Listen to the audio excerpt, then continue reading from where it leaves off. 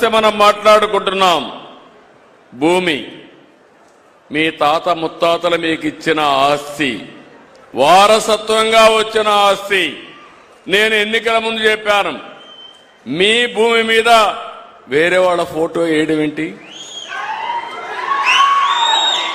మీరిచ్చారా? మీ తాత ఇచ్చాడా? మీ ముత్తాత ఇచ్చాడా? ఎవరిది ఆ భూమి? మీ కష్టార్జితం మీ నాన్నిచ్చాడు, మీ తాత ఇచ్చాడు. వారసత్వంగా మీకు వచ్చిన భూమి, ఆ భూమి మీద ఆయన ఫోటో. అంటే ఏమనుకున్నాను? నేను చెప్పాను, ఇది మంచి పద్ధతి కాదు. అందుకే ఈరోజు మీరు చూస్తున్నారు, నేను ఇచ్చిన పట్టాదారు పాస్బుక్ చూస్తే రాజముద్రతో ఎవ్వరు కూడా ట్యాంపర్ చేయకుండా ఫుల్ ప్రూఫ్ గా మీకు ఇస్తాను.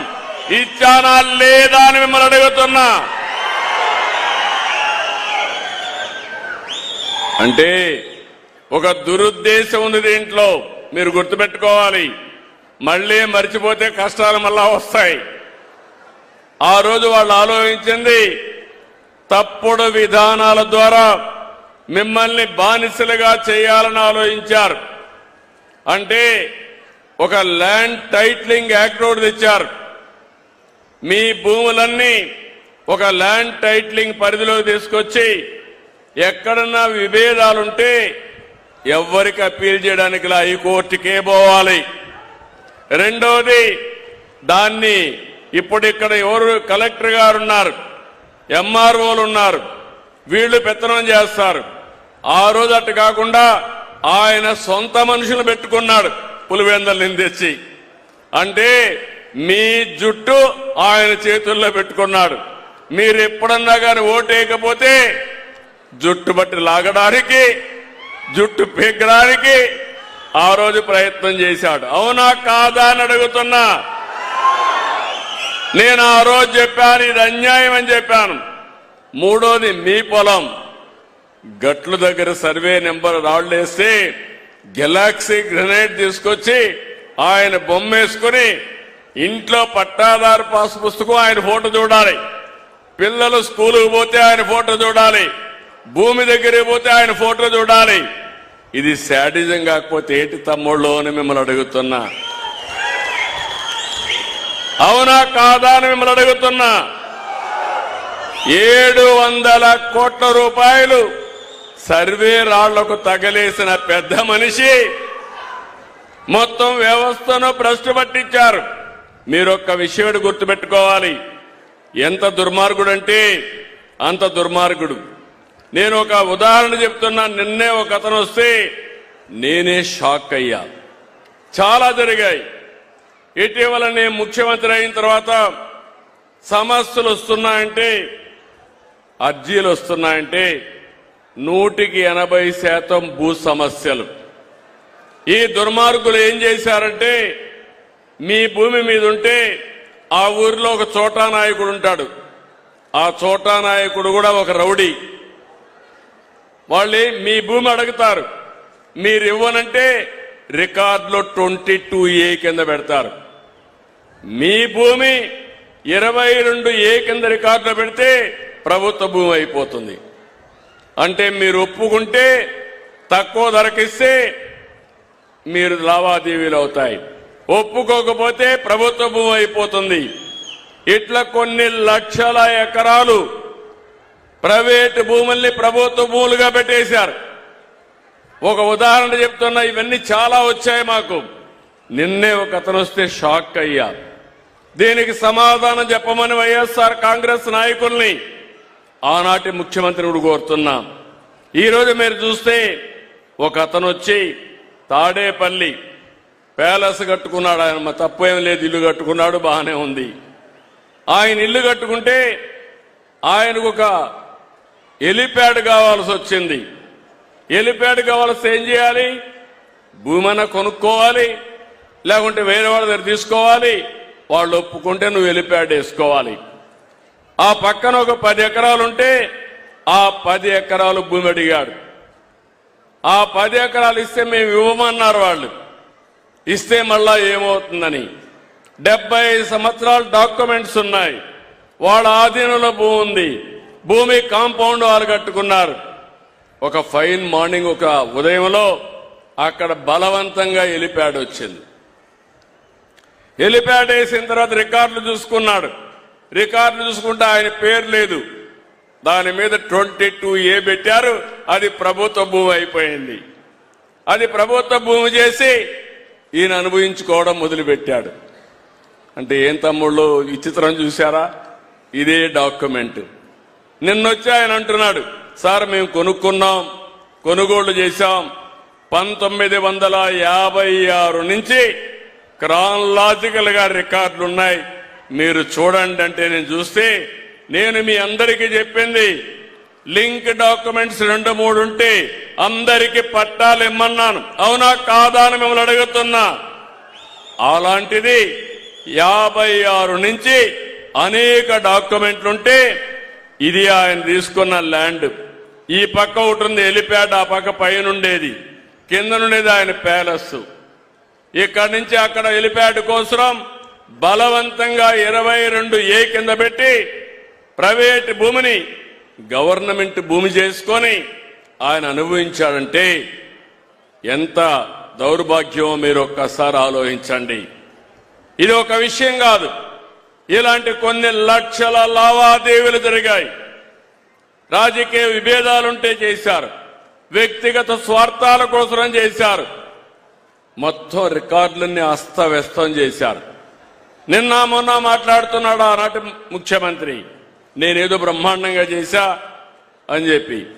నువ్వు బ్రహ్మాండంగా చేస్తే ఈరోజు రాష్ట్రంలో ఇన్ని సమస్యలు ఎట్లొచ్చాయని నేను అడుగుతున్నా. నేను కూడా తల పట్టుకొని కూర్చున్నాను.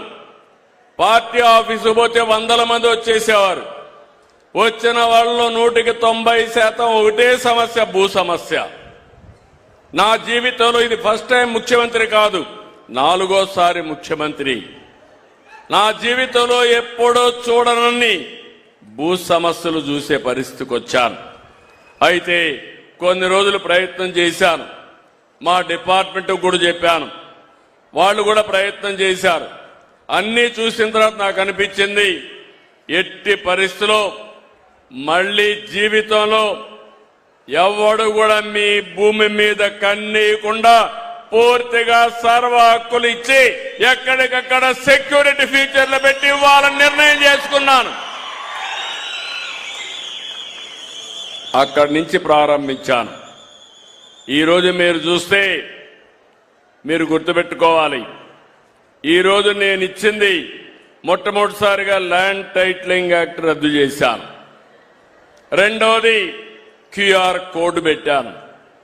QR కోడ్ వల్ల మీ ఫోన్లో మీరు చూసుకుంటే ఎన్నిసార్లైనా చూసుకోవచ్చు. ఉదయం ఒకసారి, సాయంత్రం కూడా నిద్రపోయే మునుపు మళ్ళా చూసుకోవచ్చు. మీ భూమి ఎక్కడుందో మీకు అర్థం అవుతుంది. ఎవరైనా కానీ మారిస్తే మీరు ఇమ్మీడియట్గా యాక్ట్ చేసే పరిస్థితి వస్తుంది. ఒకవేళ బ్యాక్ ఎండ్ లో ఒకప్పుడు మీరు చూస్తే లింక్ డాక్యుమెంట్లు కూడా ఉండేటి కాదు. MRO అనుకుంటే 22A కింద పెట్టేసేవాడు వాళ్ళ ఒత్తిడి భరించలేక. కానీ దానికి ఎవరు పెట్టారంటే అది కూడా ఉండేది కాదు. ఈరోజు ఒక పక్కన బ్లాక్ చైన్ టెక్నాలజీ తీసుకొచ్చాను. మీ రికార్డులన్నీ భద్రంగా ఉంటాయి కంప్యూటర్లో, ఎవరు ట్యాంపర్ చేయలేరు. ఒకవేళ ట్యాంపర్ చేస్తే ఆ రోజే మీకు తెలుస్తుంది. ఒకవేళ మీరు తెలుసుకొని కంప్లైంట్ ఇస్తే ఎవడైనా సరే ట్యాంపర్ చేస్తే సాక్షాత్తు జైలుకు పోతాడు తప్ప ఎవరిని వదిలిపెట్టనని చెప్పి కూడా నేను మీకు తెలియజేస్తున్నా. వాళ్ళందరిపైన PD యాక్ట్ కూడా పెట్టాను. తమాషా కాదు, ప్రజల ఆస్తులకు భద్రత కల్పించాల్సిన మనం చాలా జాగ్రత్తగా ఉండాలనే ఉద్దేశంతోనే తీసుకొచ్చాను. ఇంకో పక్కన మళ్లీ అస్తవ్యస్తం కాకుండా మీ రికార్డ్స్ అన్ని కూడా మీ అనుమతితోనే చేస్తున్నాం. ఇప్పుడే మీకు అన్ని ఇచ్చారు, అన్ని విషయాలు చెప్పారు. భూమి ఏ విధంగా ముందుగానే మీ సర్వే చేసేటప్పుడే మీకంతా ఈకే వేసి పంపిస్తాం. మిమ్మల్ని రమ్మంటాం, వాట్సాప్ మీ సమక్షంలో చేస్తారు. లేటెస్ట్ టెక్నాలజీ అన్ని పెట్టాం. మీ ఫోన్ నెంబర్ తీసుకుంటారు. మళ్ళీ ప్రూఫ్ ఆఫ్ కాన్సెప్ట్ వస్తానే మళ్ళా మీ సంతకం తీసుకుంటారు, మళ్ళా పుస్తకం ప్రింట్ చేస్తారు, మళ్ళా మీకు వచ్చి చూపించి కరెక్ట్ గా ఉంటేనే డిస్ట్రిబ్యూట్ చేస్తాం.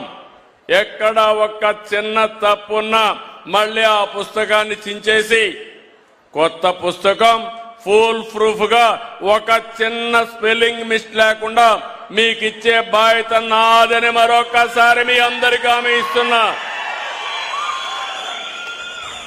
ఈ రోజు మీరు అనుకోవచ్చు, నేను ఈ గ్రామానికి పట్టాదారు పాస్ పుస్తకానికి ఇవ్వడానికి వచ్చాను.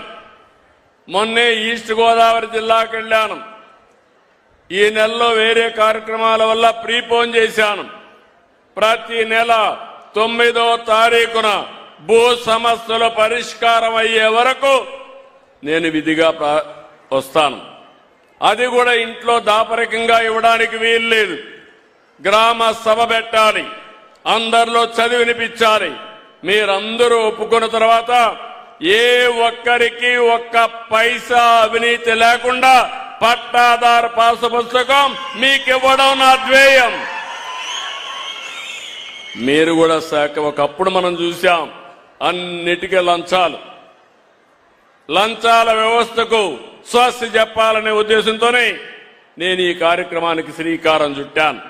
ప్రతి నెల నేను మీరు చూస్తే ఎప్పటికప్పుడు ఈ కార్యక్రమంలో నేను భాగస్వామిని అవుతున్నాను, లెక్కలు చూస్తున్నాను. రెండోది, మీకు పట్టాదారు పాస్ పుస్తకం ఇస్తానే మళ్ళా ఒక ఫోన్ చేస్తున్నా.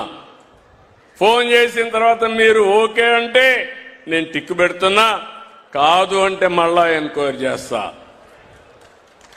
దీనివల్ల ఒక ట్రాన్స్పరెన్సీ వస్తుంది. ప్రభుత్వ యంత్రాంగంలో ఒక జవాబుదారీతనం వస్తుంది.